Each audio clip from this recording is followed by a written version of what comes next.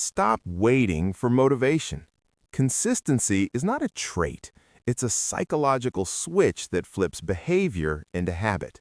Flip the switch and laziness ends. This audiobook delivers the exact, repeatable mental reset used by elite performers. Clear triggers, brutal friction removal, identity wiring, not theory, applied practice. By the end, you'll have a plan you can't ignore. Listen closely. Do the tiny action. Do it again. Do it again. Lock it in. Chapter 1. Quit waiting. Start doing. Waiting feels safe.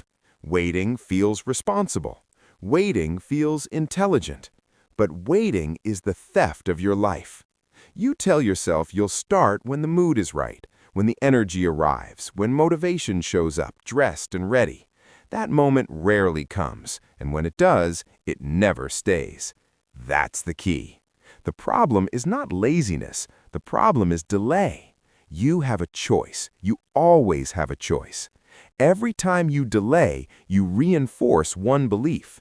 Action requires permission. Permission from mood, permission from energy, permission from confidence. You don't need their permission. You never did. It's not about motivation. It's about motion. The brain does not reward thinking. It rewards movement.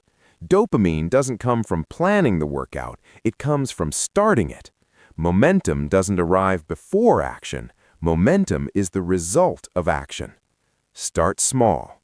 Start now. Start again. That is the formula, and it never changes. Most people get this backwards. They wait to feel ready, then act. High performers act, then feel ready. That's not personality, that's conditioning. You have been conditioned to wait. Think about how often you say, "I'll start Monday." Monday becomes next week. Next week becomes next month. Next month becomes next year. And suddenly, years disappear. Waiting compounds. So does action. Let's make this real. Picture a desk worker. Not special, not gifted, no secret discipline gene, just average, overworked, distracted, always busy, rarely productive. This person wanted to improve output, wanted to read more, wanted to exercise, wanted to build something meaningful. But every goal started the same way. I'll start when things slow down. They never did. Then one rule changed everything. 2 minutes. That's it. Not a full workout, not a full chapter, not a full project. 2 minutes a day. Same time, same place, no exceptions. That's the key. The brain stopped negotiating. 2 minutes wasn't scary. 2 minutes didn't require motivation. 2 minutes didn't trigger resistance. So they started. Day 1 felt insignificant. Day 2 felt easy. Day 3 created familiarity. And then something unexpected happened. 2 minutes became 5. 5 became 15. 15 became momentum.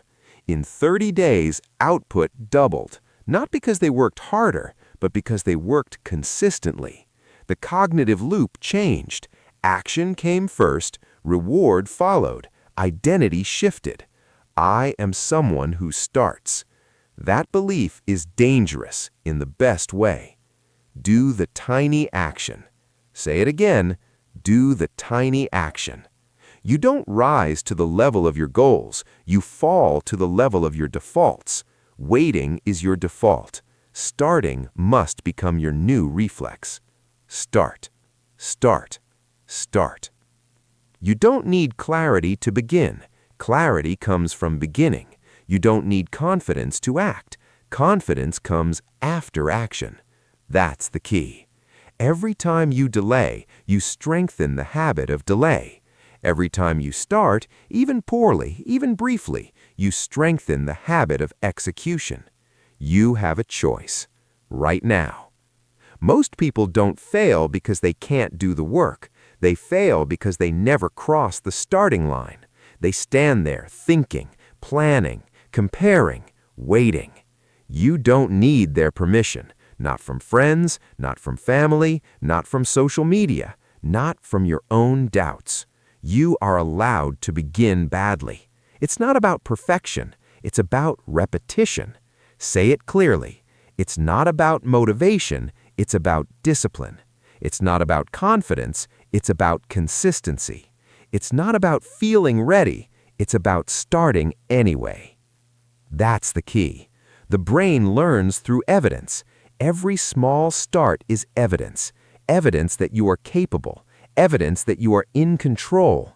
Evidence that action is possible even when you don't feel like it. And once the brain sees evidence, it changes its prediction. Resistance lowers, momentum builds. Do the tiny action. For some, that's opening the document. For others, it's putting on shoes. For others, it's sitting at the desk. That's it.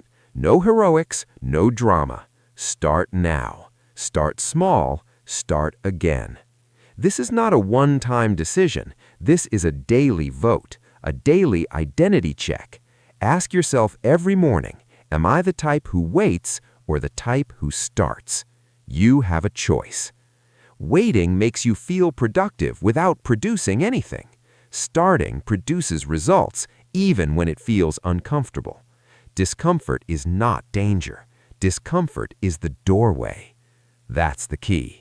Most people confuse resistance with a sign to stop. It's actually a sign you're doing something that matters. The goal is not to eliminate resistance. The goal is to move through it. And the fastest way through resistance is action. Tiny action. Start, start, start. By the end of this audiobook, you won't be asking how to stay consistent. You'll understand why consistency becomes automatic once you stop waiting and start moving. But this is only the first shift. You've learned why waiting is killing momentum. You've seen how small action rewires the brain. You've seen proof that starting creates its own energy. Now it's time to go deeper, because starting is powerful, but starting without structure still leaves gaps, and gaps are where habits die. You've quit waiting. Now it's time to lock it in. Chapter 2. Design the lock-in system. Willpower is unreliable. It fades. It negotiates. It lies. That's the key. If your progress depends on how you feel, you will stop the moment it gets uncomfortable. And it always gets uncomfortable. That's not weakness. That's biology.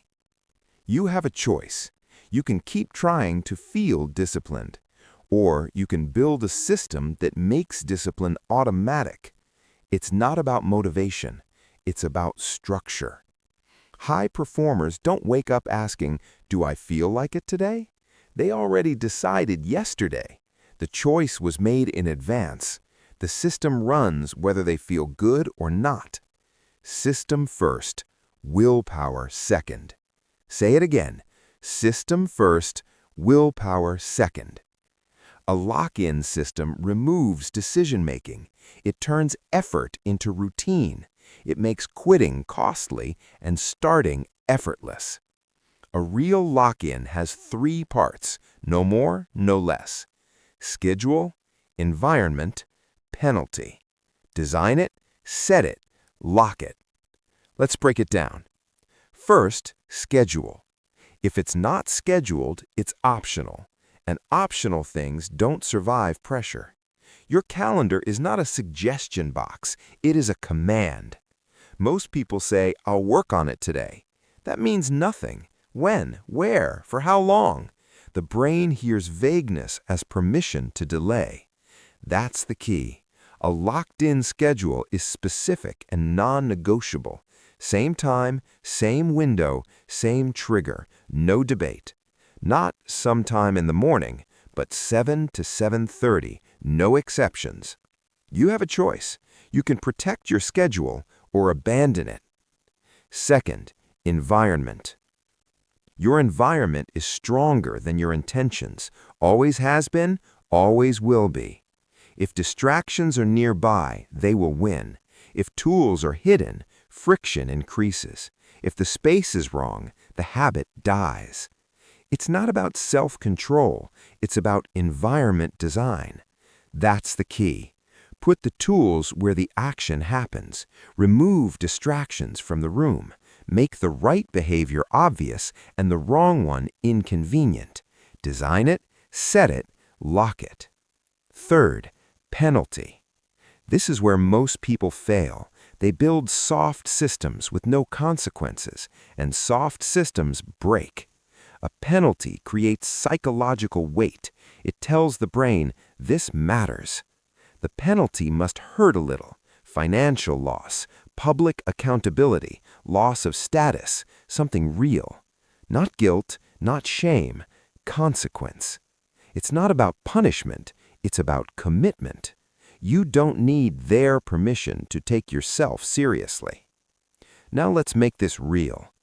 Consider an entrepreneur scaling a small company, smart, capable, constantly overwhelmed. Every day started with decisions: what to eat, when to work, what task comes first. Decision fatigue crushed momentum. So they built a lock-in system. Meals were automated, same breakfast, same lunch, no thinking, energy stabilized. Work blocks were fixed, 2 deep work sessions daily, same time, same location, phone in another room. Micro deadlines were public. Miss one, donate money to a cause they hated. No excuses. That's the key.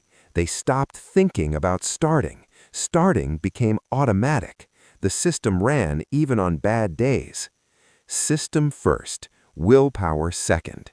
Results followed, not because they were more motivated, but because the system eliminated choice. You have a choice. You can keep negotiating with yourself every day, or you can build a structure that carries you when motivation disappears. Most people want freedom, but they confuse freedom with flexibility.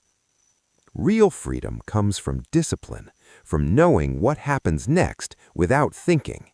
That's the key. When systems are strong, effort feels lighter. When systems are weak, even easy tasks feel heavy. Design it, set it, lock it. Let's get practical. Ask yourself 3 questions. What time is locked? What space is optimized? What penalty enforces action? If any answer is unclear, the system is broken. Fix it. Remove options, remove friction, remove debate. It's not about talent. It's not about luck. It's not about feeling inspired. It's about discipline. And discipline is not a feeling, it's a framework. You don't rise to the level of your goals, you fall to the level of your systems. If the system is weak, progress collapses. If the system is strong, consistency becomes inevitable. That's the key. Most people fail because they rely on willpower in a world designed to drain it. Notifications, noise, endless choice. You must build defenses. You have a choice. Will you design your life deliberately, or will you let chaos design it for you? The lock-in system is how you stop starting over. It's how you turn effort into routine and routine into identity. System first, willpower second. Say it one more time. Design it, set it, lock it. You've learned how to stop waiting. You've learned how to build systems that make action automatic. But even the best system can fail if the start is weak. Momentum still matters. So now we go smaller, faster, sharper. You've built the structure. Now you must activate it. Chapter 3. Win the first 60 seconds. Hesitation is not a character flaw. It's a timing problem. Most people don't fail during the work. They fail before the work, in the pause, in the gap, in the moment where the brain starts negotiating. That's the key. The first minute decides everything. Not the hour, not the day, the first 60 seconds. You have a choice. You can let hesitation expand, or you can cut it off immediately with action. Momentum doesn't need intensity. It needs initiation. Do the first 60 seconds, then keep going. Say it again. Do the first 60 seconds, then keep going. The brain is built on inertia. Objects at rest stay at rest. Objects in motion stay in motion. You are not exempt from physics. If you don't move, staying still becomes easier. If you move, continuing becomes natural. It's not about strength. It's not about discipline. It's about starting fast. That's the key. The longer you wait, the louder resistance gets. The brain fills the silence with doubt, fear, and distraction. But once you move, even slightly, resistance collapses. That's why the first 60 seconds matter. Think about how often you say, "I'll start in a minute." That minute turns into scrolling. Scrolling turns into distraction. Distraction turns into regret. You don't need their permission to start. Not your mood, not your fear, not your past. You have a choice. Here's the rule. No thinking before the first minute. Thinking is banned. Planning is banned. Negotiation is banned. Action only. 60 seconds. Just 60 seconds. Move.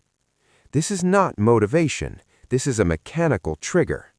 Let's make it real. Consider an athlete training at a high level.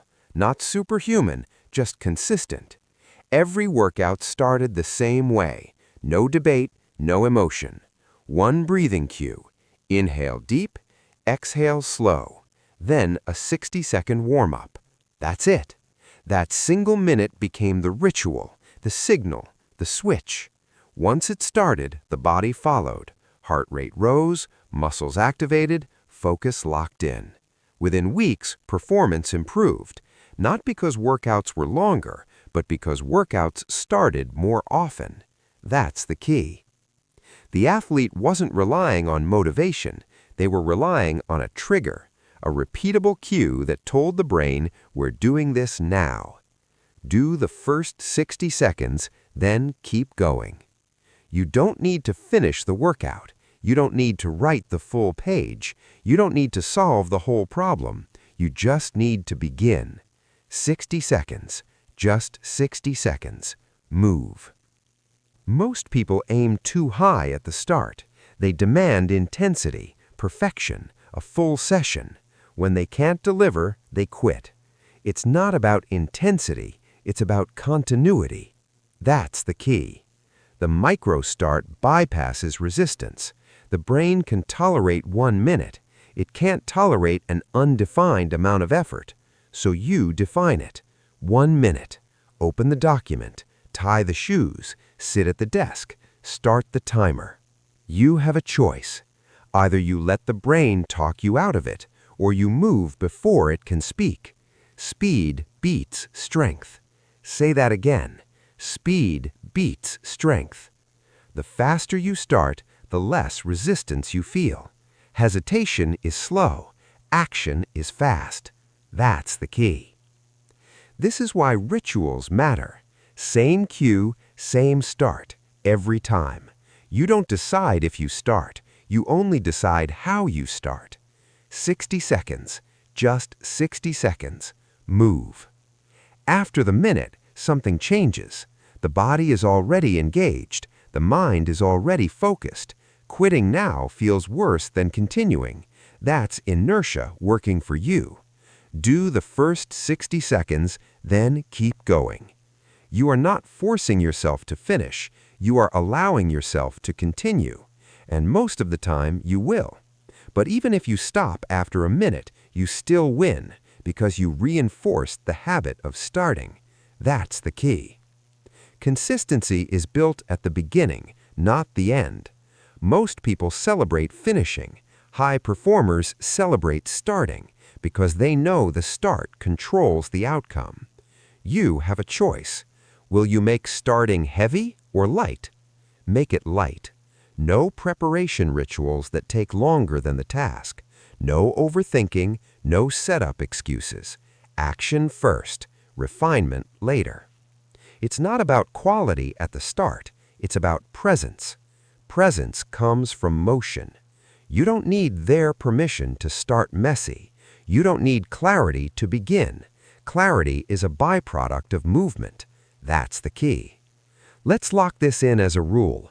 When resistance shows up, shorten the task until it's impossible to refuse. 1 minute, 1 action, 1 breath. 60 seconds, just 60 seconds. Move.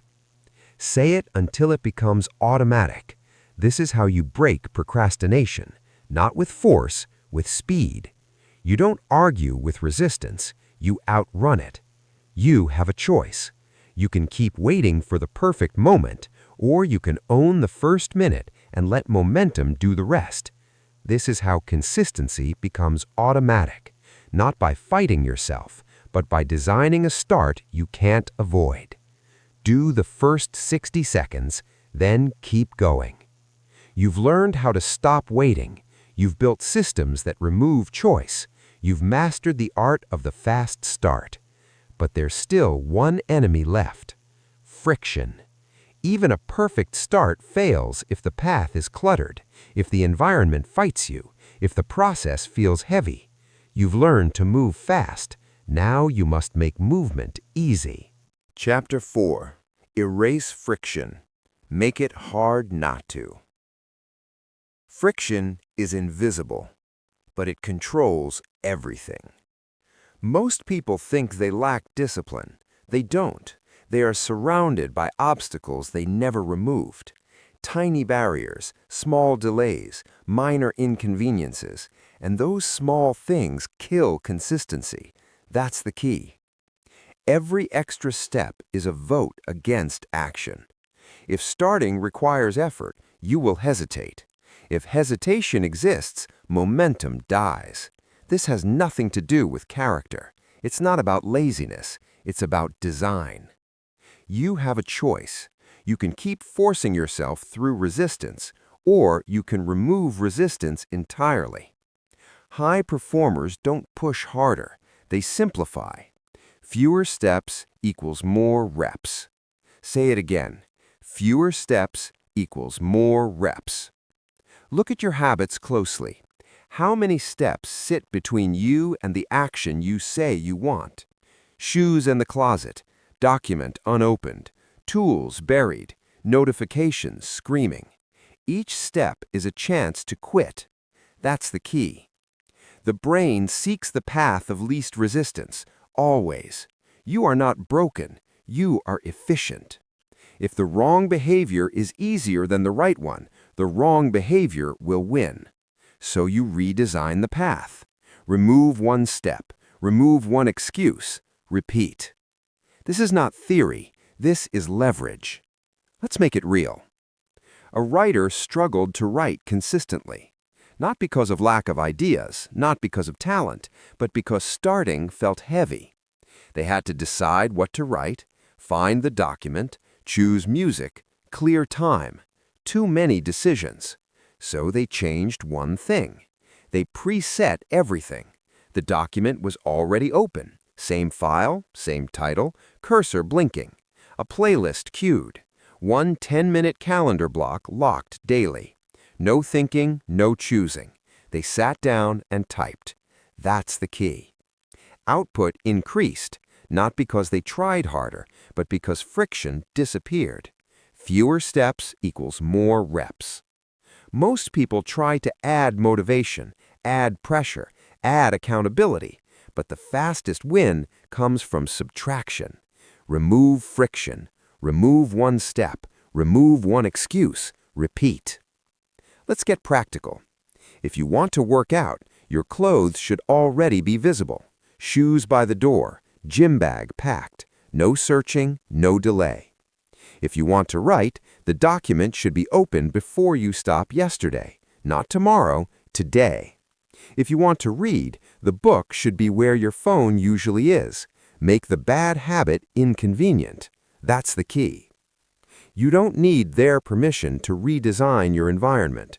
You don't need to announce it. You don't need approval. You have a choice. Make the right behavior easy. Make the wrong behavior hard. It's not about willpower. It's about architecture. Decision fatigue is real. Every choice drains energy. The fewer decisions you make, the more energy you have to execute. That's the key. High performers eliminate choices early so they can perform later. They don't decide what to do, they already decided. Remove one step, remove one excuse, repeat. Automate reminders, fixed times, alarms that signal action, not reminders that ask permission. Your alarm should say now, not do you feel like it. You have a choice. Either you let the world pull you in every direction, or you create rails that guide your behavior. Friction works both ways. Add friction to bad habits. Log out of apps. Delete shortcuts. Put distance between you and distraction. Distance creates pause. Pause creates awareness. Awareness gives you control. That's the key. Every habit is a balance of friction and reward. Lower friction on what you want. Raise friction on what you don't. It's not about self-control. It's about setup. Say it clearly. Fewer steps equals more reps. Most people overestimate how much motivation they'll have and underestimate how much friction matters. One extra click, one extra decision, one extra delay, and consistency collapses.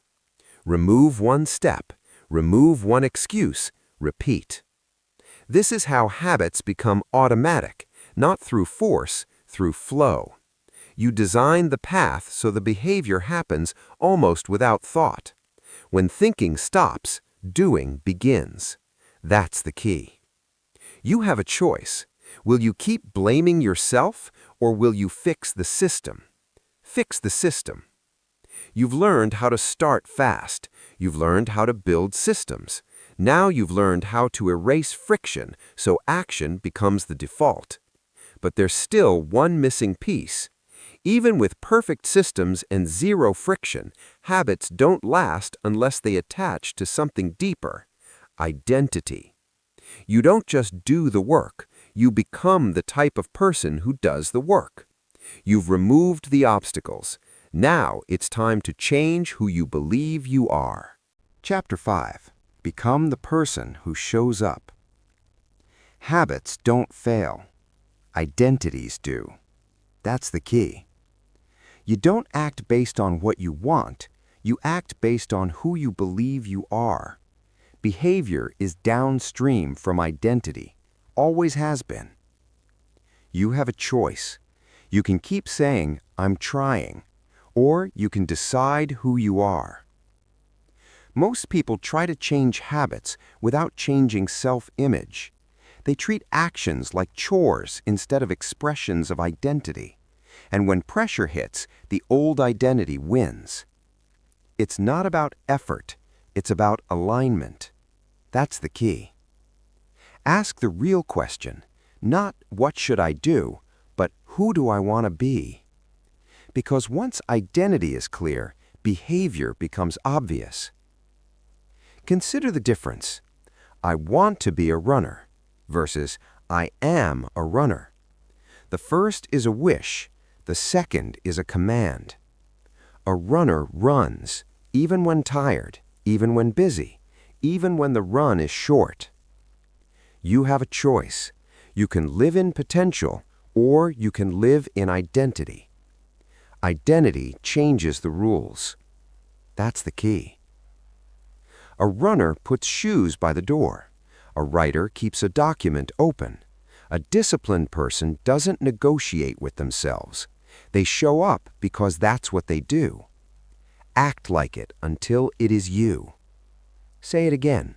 Act like it until it is you. This is not pretending. This is training. The brain learns through evidence. Every small action is a vote for the person you are becoming. One vote doesn't decide the election. Repeated votes do. That's the key. You don't need their permission to claim a new identity. You don't need validation. You don't need to announce it. You prove it through behavior. You are the type who shows up. Show up. Show up again. Say it until it sinks in. You are the type who shows up. Show up. Show up again. Most people wait for confidence before acting. That's backwards. Confidence is the result of repeated proof.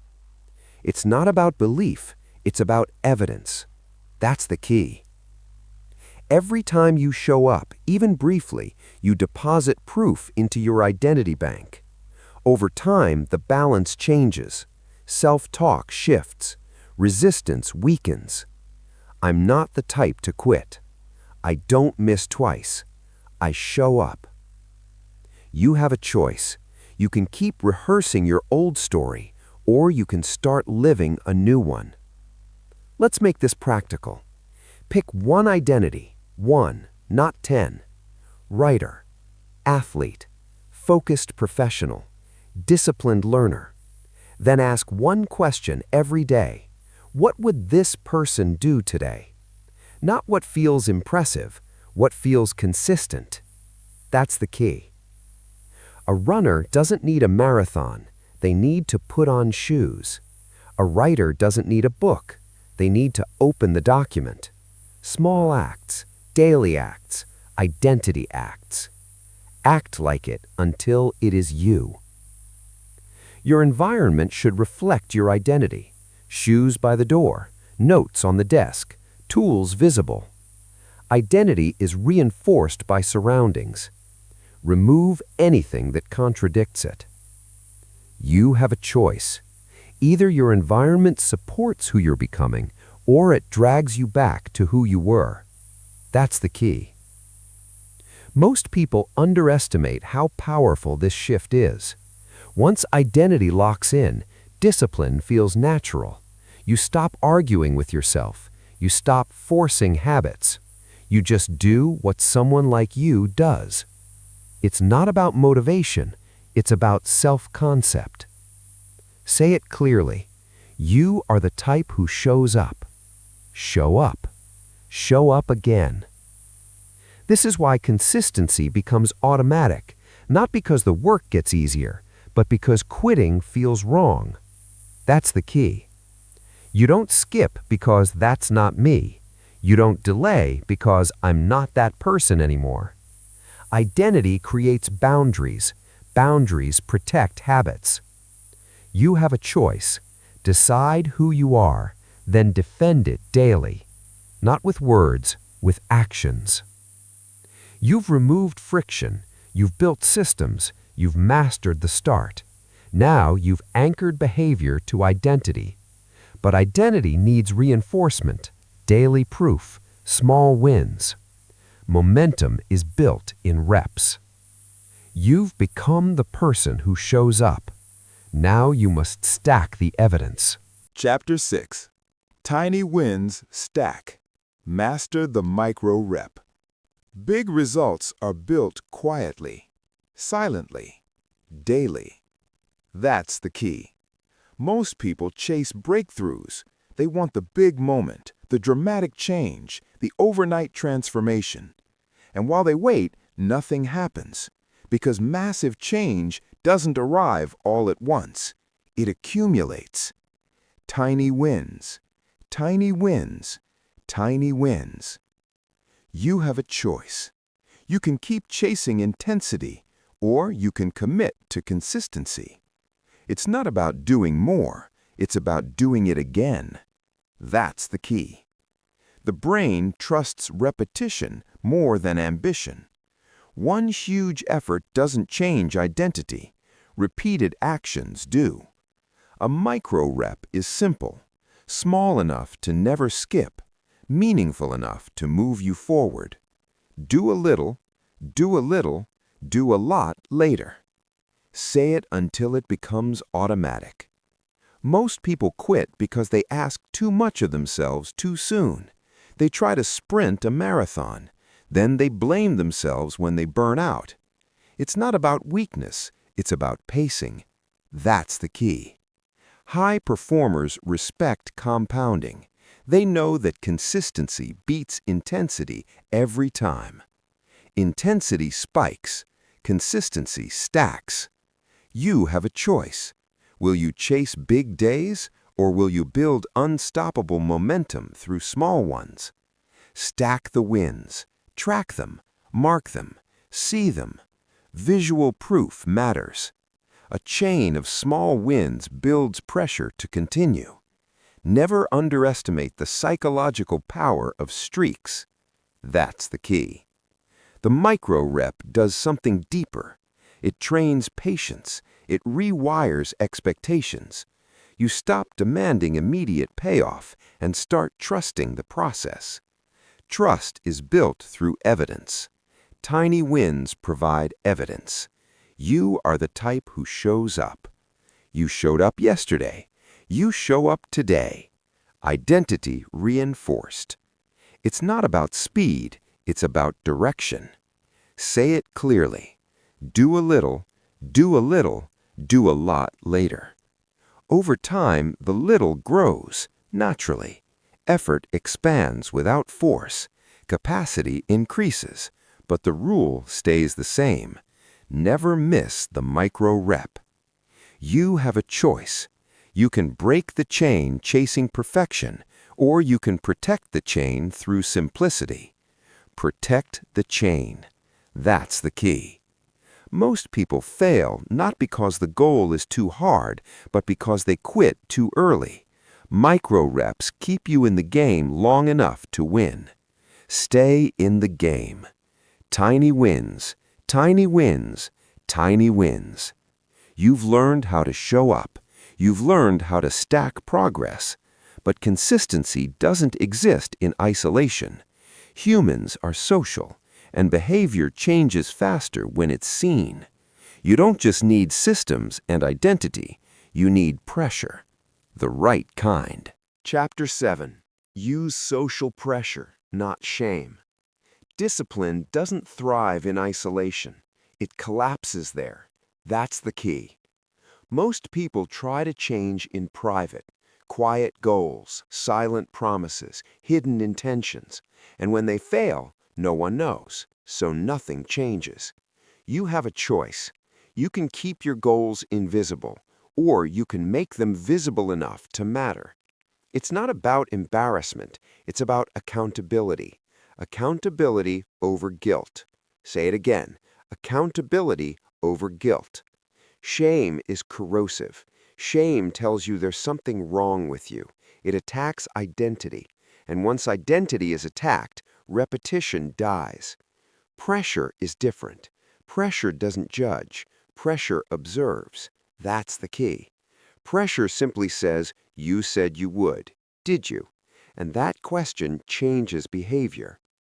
Human beings are social by design. We care how we're seen.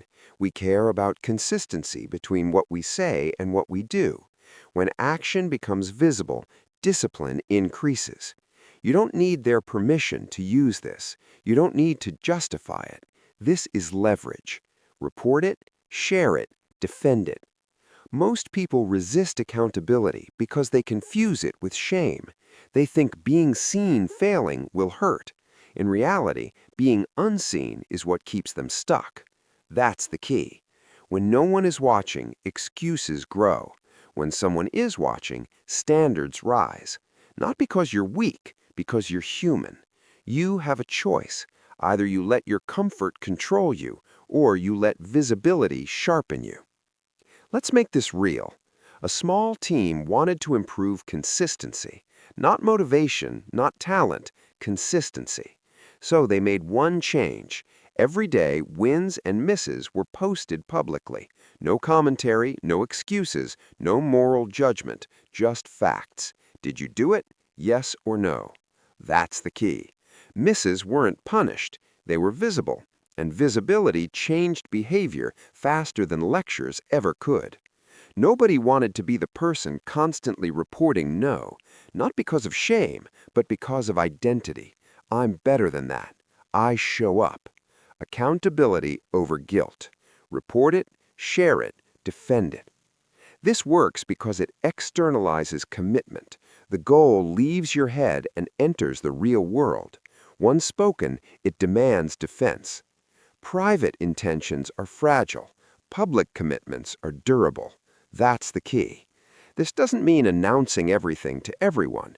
Choose your arena wisely. One partner, one group, one log. Enough to create pressure, not so much it creates noise. You have a choice. Who will know if you don't show up? If the answer is no one, that's the problem.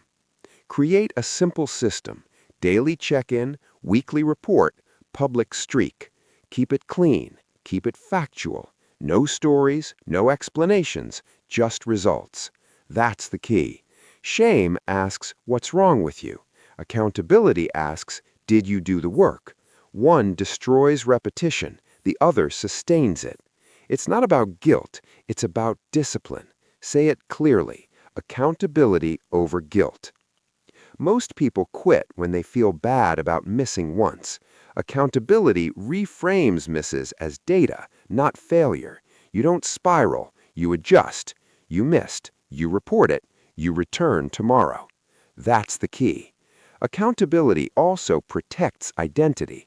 You're not hiding, you're not lying to yourself. You're standing behind your word.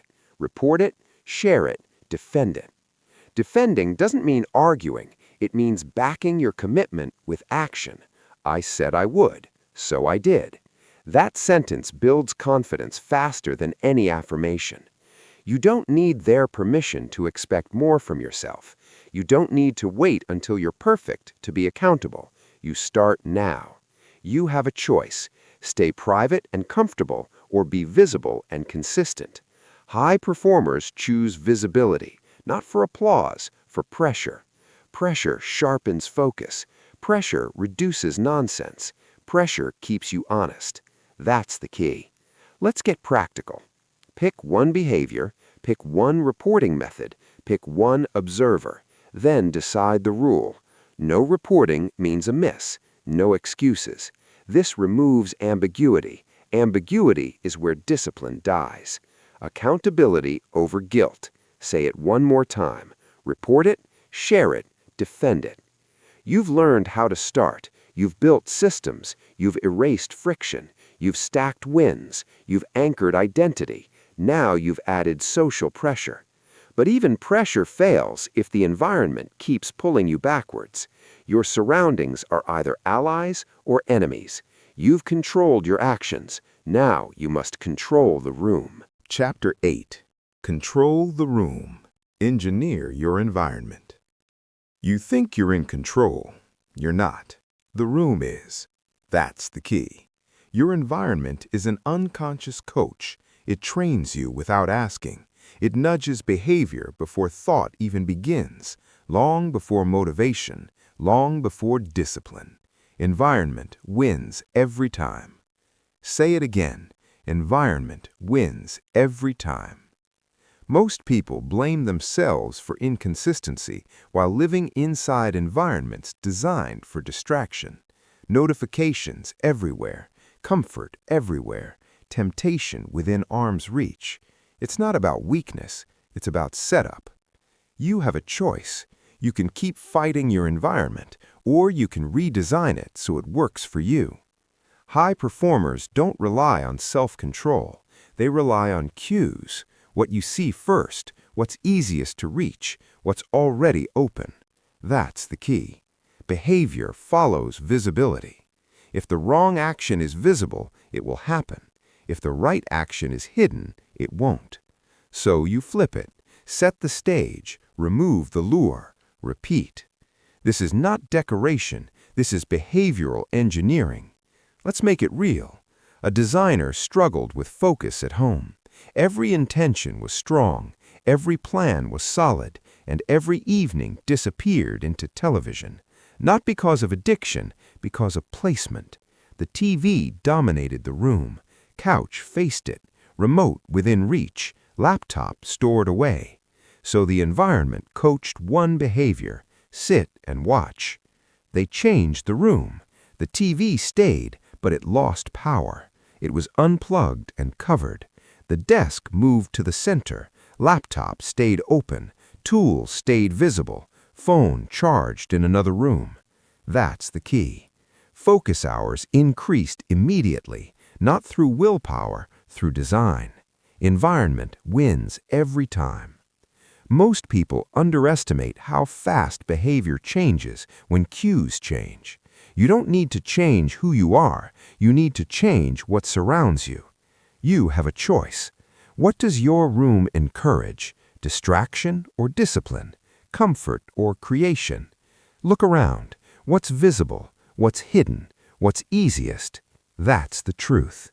Set the stage, remove the lure, repeat. Your brain responds to cues, not goals. Goals live in your head, cues live in the room. If your phone is on the desk, your brain is split. If snacks are visible, eating becomes automatic. If tools are buried, work is delayed. That's the key. This is why environment beats motivation. Motivation fluctuates, cues persist. You don't need their permission to rearrange your space. You don't need to explain it. This is not aesthetic, this is strategic. Make the right action obvious. Shoes by the door, notebook on the desk, document already open. Make the wrong action inconvenient. Apps logged out, TV unplugged, notifications silenced. It's not about self-control, it's about friction. Add friction to what you want less. Remove friction from what you want more. Environment wins every time. Say it again. Set the stage, remove the lure, repeat. This applies everywhere, at work, at home, on your phone. Your digital environment matters just as much as your physical one. Home screens, app placement, alerts. Every tap is a cue. You have a choice. Does your phone serve your goals, or does it steal your attention? Design it accordingly. High performers treat environment like a silent partner. It never argues, it never complains, it simply nudges behavior in the right direction. That's the key. Most people wait for discipline to appear. Discipline appears when the environment stops sabotaging you. You are not lazy, you are overstimulated. You are not unfocused, you are surrounded by cues pulling you elsewhere. Fix the room, set the stage, remove the lure, repeat. Do not aim for perfection, aim for advantage. Even small changes matter. One cue removed, one tool exposed. Tiny shifts, big returns. Environment wins every time. You have a choice. You can keep relying on effort, or you can let your surroundings do the heavy lifting. Once the environment is right, discipline feels lighter, starting feels natural, consistency feels obvious. That's the key. You've controlled your actions, you've built systems, you've stacked wins, you've added pressure. Now you've engineered the room. But even with the perfect environment, one enemy remains: choice. Too many choices drain energy. Too many decisions reopen negotiation. You've shaped the space. Now it's time to eliminate choice entirely. Chapter 9. Ritualize to remove choice. Every day, most people lose before they begin. Not because they're incapable, because they negotiate. They wake up and start asking questions. What should I do first? How do I feel today? Do I really have to do this now? That's where discipline dies. That's the key. Choice is expensive. Decision-making drains energy. Every option reopens debate. Every debate invites delay. High performers don't decide more. They decide less. They ritualize. Rituals convert decisions into choreography. Pre-decided moves. Automatic sequences. No thinking, no debating. Ritual first, choice later. Say it again. Ritual first, choice later. You have a choice. You can keep waking up and negotiating with your feelings, or you can remove choice entirely. It's not about motivation, it's about structure. Most people believe freedom means infinite options. That's a lie. Infinite options create paralysis. True freedom comes from fewer decisions and deeper execution. That's the key. A ritual tells the brain, this is who we are now. No emotion required. Look at high performers, athletes, executives, creators. They don't ask, should I train today? They follow the ritual. Same wake-up time, same preparation sequence, same starting signal. Once the ritual starts, the body follows. Ritual, repeat, reward. One decision made in advance saves hundreds later. That's the power. Consider the morning rituals of high performers. Not complex, not dramatic, just fixed. Wake up, hydrate, move, review priorities, begin work. Same order every day. The ritual signals the brain work mode is active.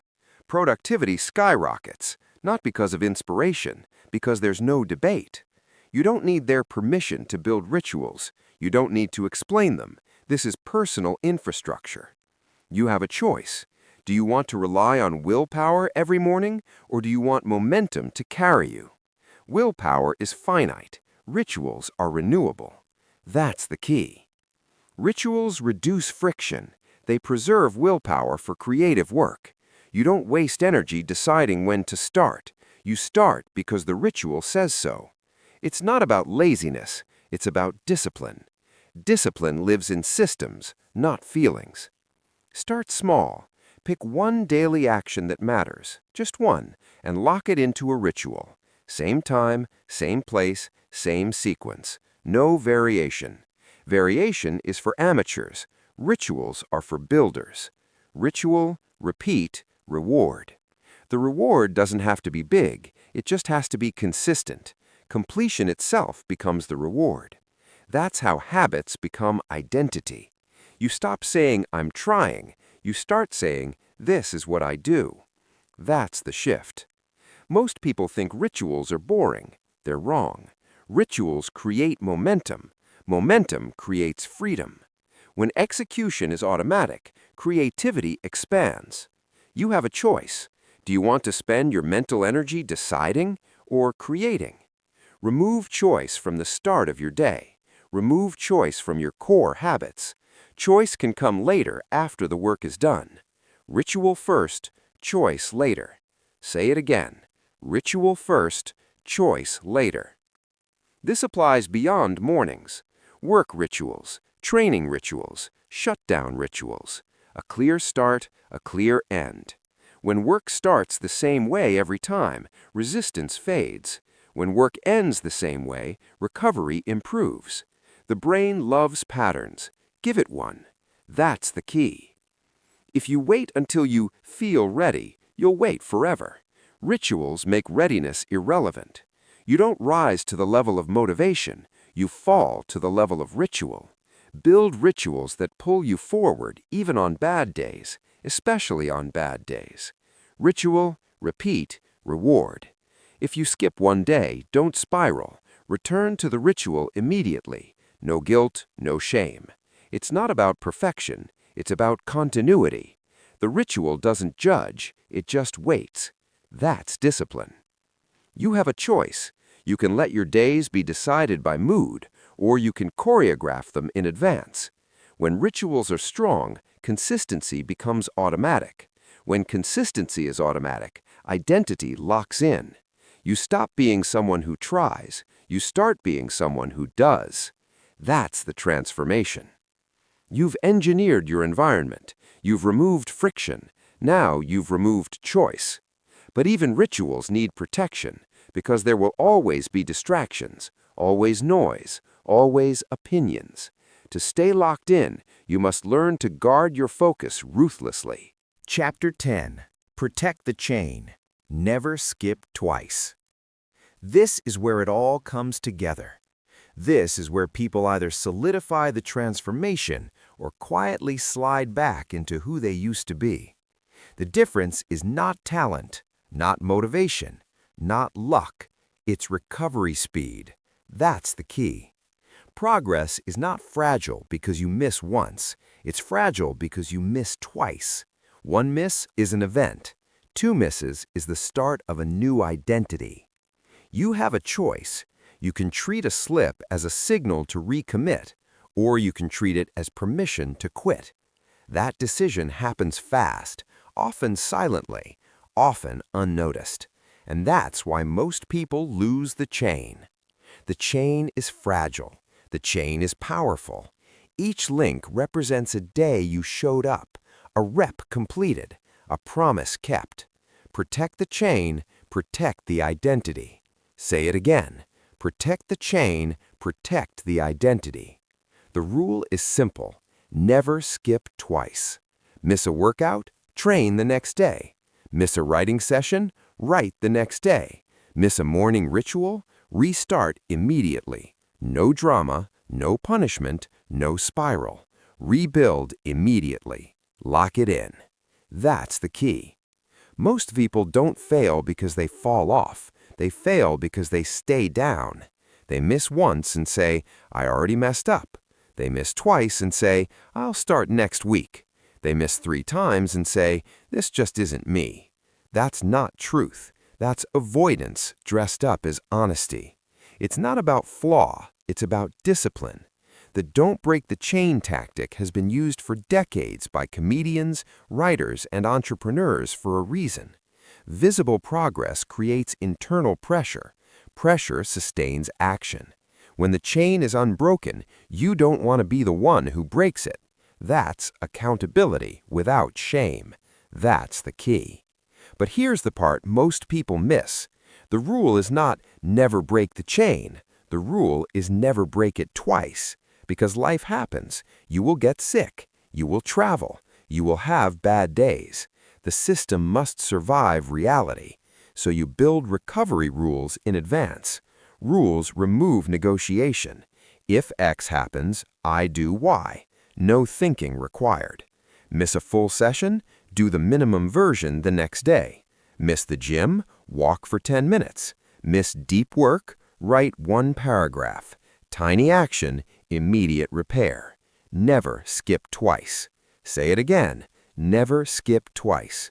Rebuild immediately. Lock it in. That's discipline. This is how momentum survives chaos. Momentum doesn't come from perfection. It comes from fast correction. You have a choice.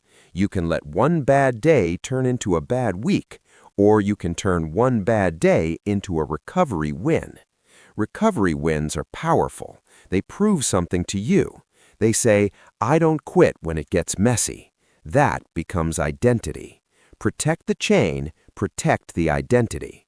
Most people want intensity. What they need is consistency insurance. The chain is insurance. Each time you repair it fast, you strengthen self-trust. Each time you delay, you weaken it. That's the key. You don't need their permission to recommit. You don't need to announce a restart. You don't need to feel ready. You act. Action restores identity faster than emotion ever will. When you miss once, your job is simple. Shrink the task, show up anyway, leave the day with the chain intact. That's how professionals think. Amateurs wait for the perfect restart. Professionals protect momentum at all costs. It's not about pride, it's about discipline. Discipline is quiet. Discipline is boring. Discipline is powerful. Never skip twice. Write that rule somewhere visible. Make it non-negotiable. Because when things get hard, rules save you from yourself. That's the key. This chapter matters more than all the others combined, because friction will return, motivation will fade, environment will shift. But if you protect the chain, the system survives. And if the system survives, you win. You are no longer chasing consistency. You are defending it. Defense is easier than creation. You've built the identity. Now you protect it. Protect the chain. Protect the identity. Say it one last time. Never skip twice. Rebuild immediately. Lock it in. This is not a phase. This is not a challenge. This is who you are now. You show up. You recover fast. You do the work. Every day you have a choice, and now you know how to make the right one. This is the shift. Remove the excuses, design the system, and become the person who shows up without thinking. Do the tiny action. Do it again. Build the chain. Protect the chain. Remove friction until the path is easy and the wrong choice is hard. Use triggers, identity, environment, ritual, and accountability in that order. Use real-world anchors. Athletes repeat drills. Entrepreneurs schedule micro-sprints. Authors write one page daily. Every small repeat compounds into unstoppable momentum. The math is simple. Tiny wins stack. Habits compound. Results follow. Now the challenge. Pick one tiny action and start it this minute. Repeat it for 30 days. Track it, report it, defend it. Never skip twice. Share proof in the comments. No excuses, only progress. If you accept this, prove it. Like this video, subscribe to MindShift Audiobooks, and enable the bell. Lock in. Do it. Do it again.